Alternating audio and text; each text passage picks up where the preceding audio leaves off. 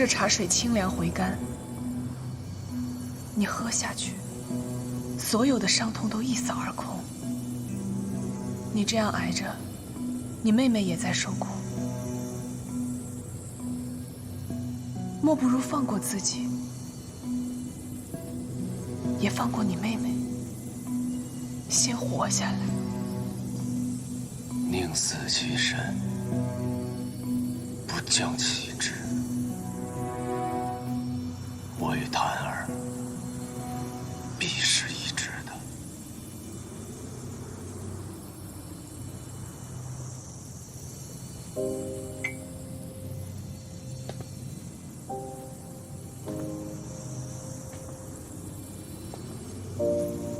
檀儿化身为刀，不就是希望你能活着吗？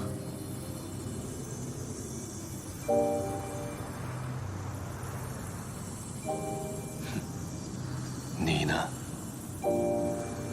你兄长路通，铁骨铮铮，如何你就甘愿奴颜婢膝，为身妖媚啊？可是我哥已经死了。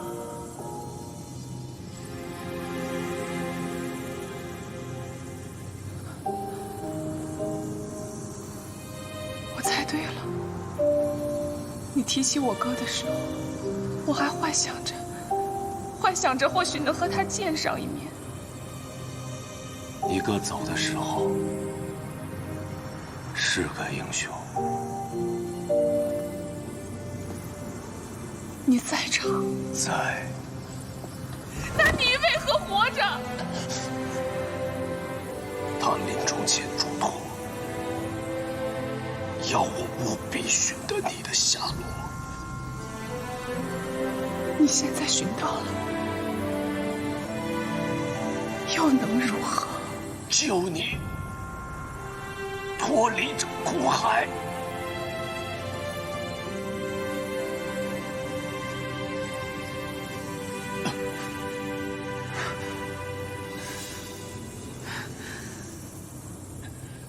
就凭你，自身难保。这岁梦，他只是幻术厉害，可他从不敢以真身示人。若可以寻得他的弱点，擒住真身，定可制胜。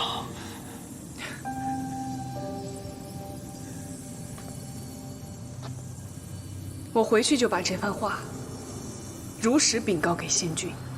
我是你逃脱他掌控的唯一机会。快将岁梦的来龙去脉告知于我。我未尝找不出破解他法术的办法。我先前曾听逍遥说过，这岁梦是为情所困，弃了仙道而成的美，对吗？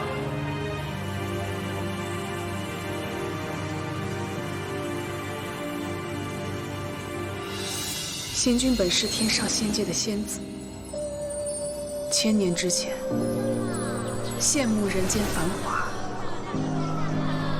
下凡来与一人族男子相爱。本来他宁愿舍了天地同寿，只愿换作人间几十年的幸福鸳鸯。但那男子体弱，没多久就患了怪病。仙君无论如何医治都不见好，请来的医师却说，除非求得昆仑镜，向仙山寻来玉里泉，否则就是神仙也回天乏术。仙君费尽千辛万苦，居然真的凑齐了昆仑镜。可当他拿着昆仑镜赶回男子家时，却被缚仙法阵所困，昆仑镜被抢走，男子也再未出现。原来，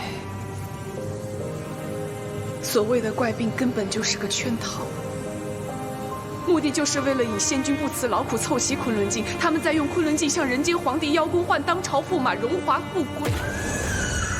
仙君被缚仙法阵消散了功力，绝望之下，他念下了焚心诀，将自己原本的心化成了水晶玲珑心，舍弃仙家身份，由仙变成了魅。那缚仙阵再也困不住他，他破阵而出，将那男子的家人全都开膛破了心。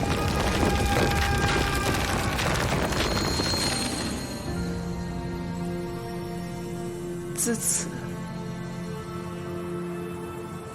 ，3界之内再也容不下他，他只好寻得这世外小岛，跳出3界之外，不在5行之中。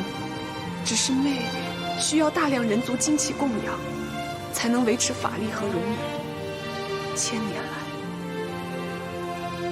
无数人族前赴后继来寻找永生，其实不过是做了仙君养化的材料罢了。彭浪仙道，也只不过是这岁末蛊惑人族的骗局。彭浪和玉里泉自是真的存在，只是找寻昆仑镜艰难无比。仙君变成魅后，只有在烟虚境才能维持法力，肉身一旦离开，便会迅速枯萎，除非引到真正的玉里泉，才能重返仙班。千年来，他派遣一批又一批的门徒去寻找昆仑镜碎片，都没有结果。不曾想，妖王红叶竟在100年前凑齐了昆仑镜，震惊了3界。可他居然为了讨人族公主欢心，拱手送给了人族，还丢了性命。100年后，红叶将醒，仙君施法托梦人间皇帝，让人妖2族继续纷争，同时幻化出分身，要将红叶引来烟虚境。不想，红叶与人族的孽缘未了，仙君不得已，只好派我们将红叶引了来。原来竟这般周折。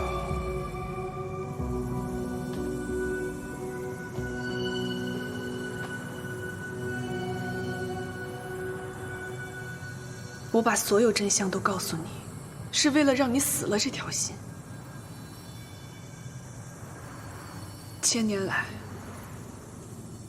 无数人族和妖族都曾来烟虚境挑战过仙君，从来没有成功过。你也莫怪仙君心狠。今日烟虚境的话，都是人族的自私贪婪所浇灌出来的。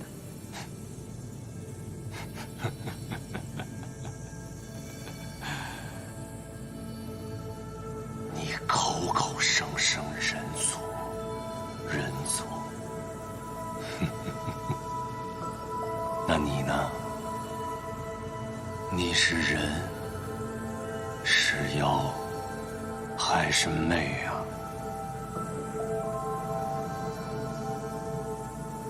我在人间受尽折磨，幸亏有仙君收留，才有命在此侍奉。当真如此吗？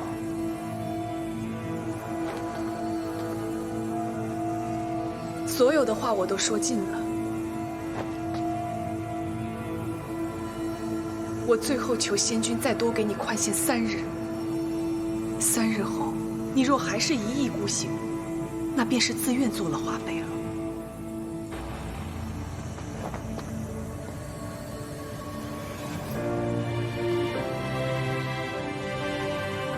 檀儿也会被融作锄头，永世在花田里侍奉仙君。